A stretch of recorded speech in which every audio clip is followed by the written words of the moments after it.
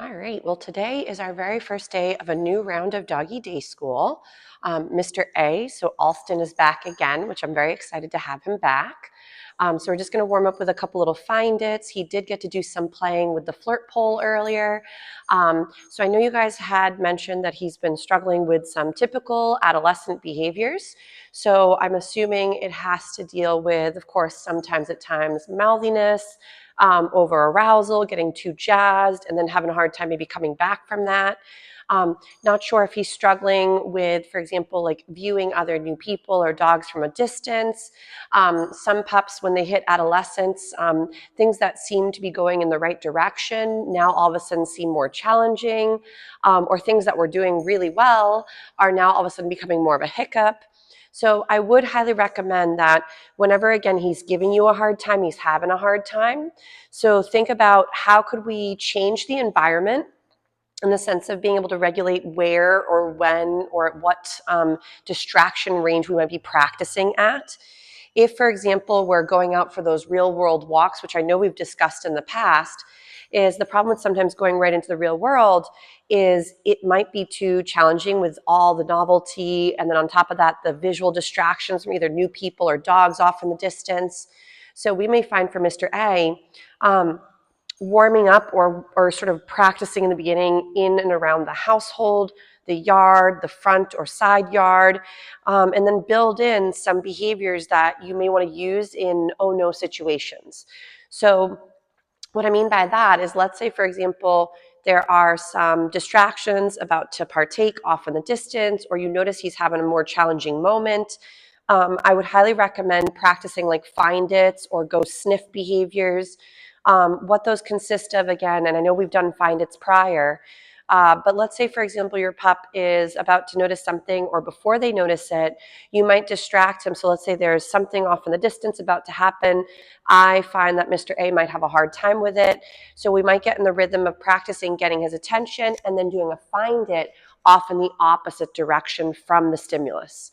So the benefit of scavenging or going and doing a little scavenger hunt with a little bit of a find it is if your babe's head is busy foraging, they can't also be scanning the horizon and or barking and lunging if they're busy picking up their little crumbs.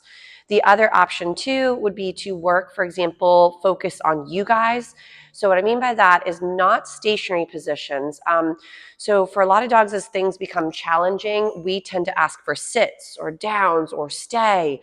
And the problem with a lot of those stationary positions is most pups, when they get overwhelmed, they want to either move or move towards it or move away from it. And for a lot of dogs, when they're stuck in a stationary position, they might even get more frustrated or more overwhelmed or more scared. And then you might actually create a bigger outburst than the one you would have had we been able to wiggle. So obviously with Mr. A, I'd sort of get his attention on me. If, let's say, he's doing a great job honing in, but I know here comes something overwhelming, I'm going to go right to his little sniffer, right into a find it in the opposite direction. Getting him to learn a go sniff may be another great option too. So with my boy, one of my guys gets a little rowdy and excited. So I have him, when he sometimes sees my neighbor, as opposed to being sad, he can't go right into saying hi, or he's too wild and I'm trying to rein him in. I have him go do a go sniff, which means he can go smell the trees, go check out the bushes, go roll in the grass, pretty much like go be busy for a moment doing dog things that bring him comfort and go from there. So for Mr. A, we may find that obviously if he's comfortable, sure, ask a sit, ask for a down, ask for those eyes, whatever you might be able to get from him. But if you see, oh, you find it? He's like, I lost that bad boy right there. So if you find that he's not as responsive, remember, asking for a certain skill like a sit or name recognition could also be the barometer to feeling how comfortable or how uncomfortable is he feeling. So if your babe is super reliable, very much so checking in, taking all the food, able to offer different skill sets, then I'd say his comfort range is looking quite nice. So for Mr. A, some of my favorites are also working like a U-turn, or maybe using a front position as well. I know we may have worked on some of these little skills here and there, depending on our loose leash practice. So for right now, Mr. A is doing a great job just reorienting to me, which is one of my favorite exercises. So a lot of times I'll send my dogs away, have them go find something or get distracted. And then when they come back into my space, I reinforce them for that approach and that orientation to me from the bubble, which could be, again, something happening or just the environment itself. So we do a little find it. And then from here we could go, ready? Allston. Nice job. He was like, lady, I am pooped out. He was, as I mentioned earlier, doing a bit of flirt pole play, so he might be a little bit extra tired. How handsome. And obviously you've noticed I have something new and exciting on my foot. So I broke my foot, like a bone in my foot on the very edge, 4 weeks ago tomorrow. So I thought it was just a torn ligament, but it ended up being an actual broken bone. So I'm in the boot, but thankfully don't have to use crutches and I can actually walk on it. So that's been really helpful. Ready? Allston, come. Nice. So you'll see sometimes, though, throughout my practice with him, I'm trying to also vary sort of the skill set. So every once in a while, we would do those lovely find its, and I redirect him with a nice little name recognition and come when called. So let's say, for example, we see something up ahead, and before he gets too overwhelmed, remember we want to work a lot of these skills well before he gets frustrated, overwhelmed, or is kind of going off the deep end. So if we try to always work something in the moment, we're already doing it at a very hard rate, and that might not be so easy for him or for you. So think about, again, and I know I've said this prior, is think about learning all these dance moves well before you need them up on stage. So let's say, for example, we're going to work a bit with fronts for the handsome guy. I sometimes like to have a few snacks on each side. If this is awkward, start inside. Inside can be a much better place to start off because it's not as distracting and it can be a little, oh, he's going to take a break. Oh my gosh, so exhausted. So sometimes I'm going to also take a moment and reinforce the good that I'm getting. So the fact that he's coming and relaxing next to me and he's not, again, jumping or getting too rowdy. He's been doing great, by the way. I know sometimes when he gets a little overtired, there's that mouthiness that can happen to a lot of the teenagers. If you're finding he's, again, way too rambunctious, make sure we check to see have his needs been met. So that could be, for example, has he gone to the restroom? Has he had a chew item or some sort of thing to engage his mouth appropriately? Has he maybe had a chance to play and then also play plus mentally use his brain? If we're finding that for the handsome guy, he hasn't had enough energy outbursts, he could be then feeling a little too wild because he's got energy and he doesn't know where to put it. Though, as we've talked about before too, for teenagers, is they still need a good chunk of rest. He just had to go get a drink. So right here, my little positive interrupter with the kissy noise, I'm going to feed him for that little check-in. He was just getting a little sip of water. But remember, he still needs between 18 to 16 hours of sleep a day. So if he is not getting enough good, adequate rest, we will find that for a lot of dogs, it starts to kind of spiral into other things that normally would have been easy for him are now either out the window or unattainable. So what I would love to work with him is we're going to do a few more fronts, and I'm going to show you also how to do some U-turns, which I find can be really beneficial. So let's say, for example, your puppy's already in front of you. That's a great place to start with these fronts. We're going to lure him in the beginning. So remember, the food helps create the behavior. Later, we fade out the food, and the food is given after the behavior is performed. So think about it again, similar to like a bribe is given first before you go do your work. And then later we'd want to go to the paycheck, which is you perform the work, you finish the task, and then you get the paycheck at the end. So I know he's a little bit tired. I'm just going to get him up and wiggling. He's like, that seems really challenging. Good job, sir. So with a few snacks in each one of my hands, I'm going to go to his beautiful little sniffer. I'm going to bring him into the front of my body and feed him for that. I don't care if he sits or downs or whatever. In the beginning, if standing is easier for him and for you, keep it at a standing position. So I'm going to, again, lure him into a front and feed. And again, front and feed. So I sometimes will do several reps where I'm getting his focus on the hands for now. I'm going to bring him into my space and feed. And again, front, yes. Front, yes. Eventually, these fronts could also be done while you're walking. So I know I did one a little bit earlier where I was walking and then I had him next to me and then I brought him into the front position. So let's say, for example, he's next to my side. I'm going to get his attention with my food and then lure him into the front of my body. If you get some gorgeous sits from this, awesome. If not, don't worry. The main goal is that you are eventually going to go from going in one direction to rotating him towards the front of your body again. So he's already in front of me. So I'm going to go ahead and do another little front from here, another little front, and then get his focus there. Beautiful. Now let's say he was walking next to me, left or right. Right now he's on the right.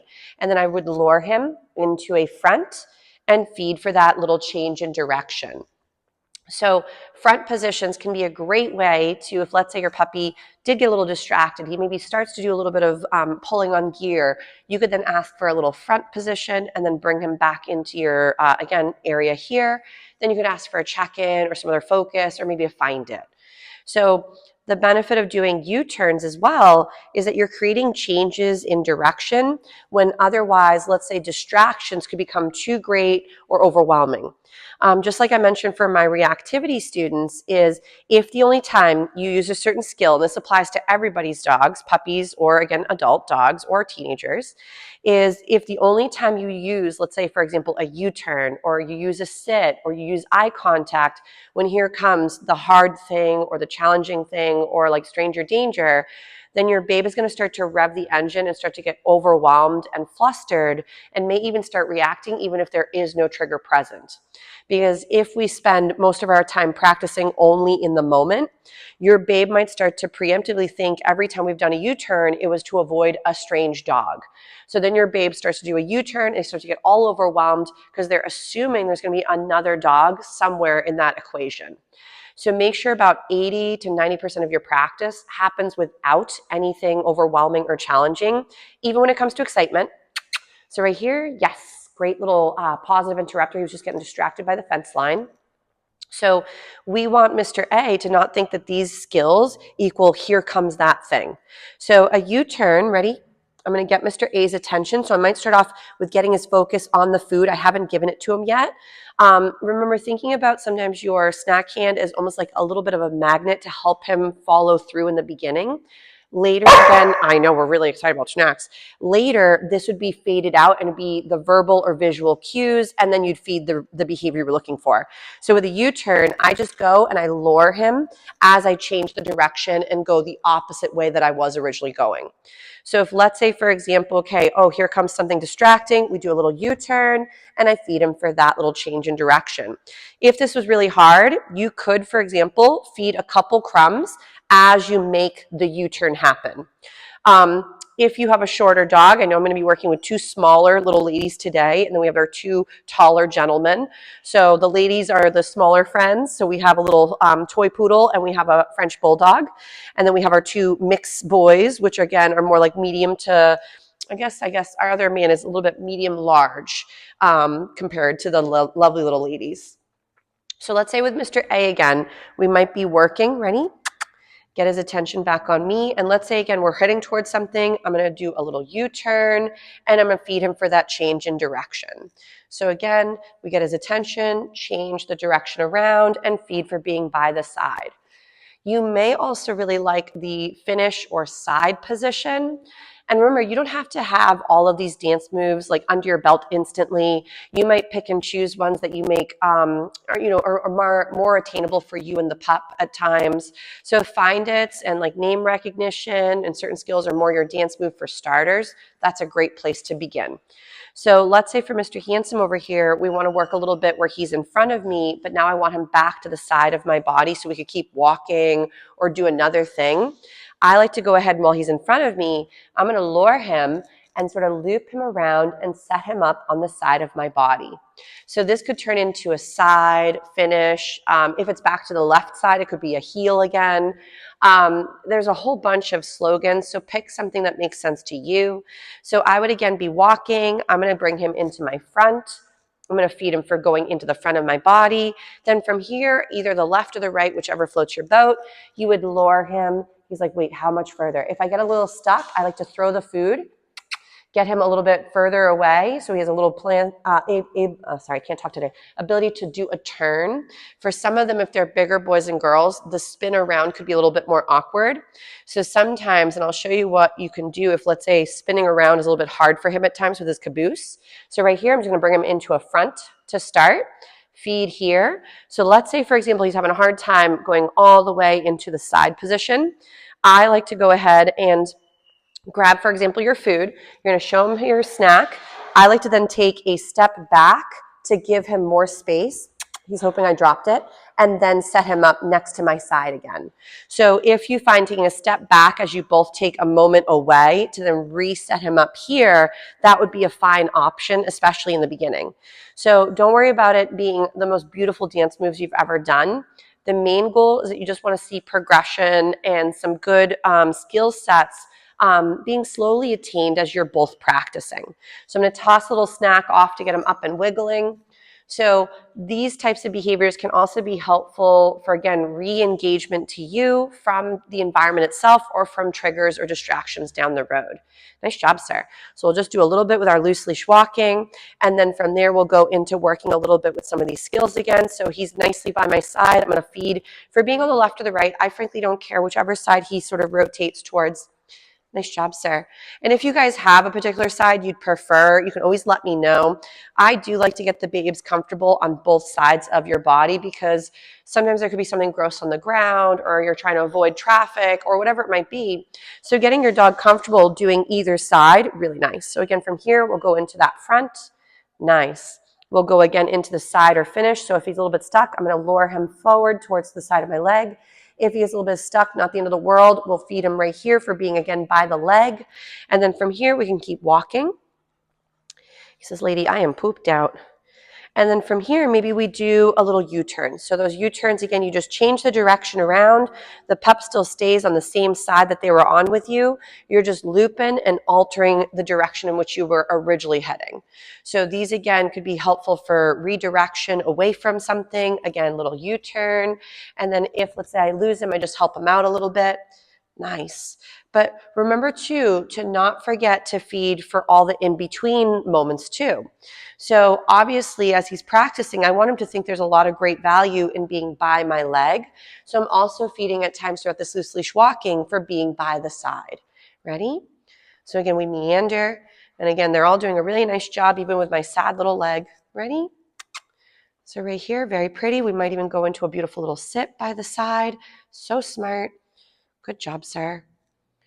So maybe we'll give our handsome Mr. A little break from some of these. Our other handsome guy is off in the distance working a few little fun puzzles in his little bubble. And the girls are also taking a little time to do some of their cool things that were either brought from home or some puzzles that I have here too. And then we rotate through the beauties as they practice throughout the day. So we'll give Mr. A little break. I'll do a little find it, and then we'll work a few more skills with the handsome guy.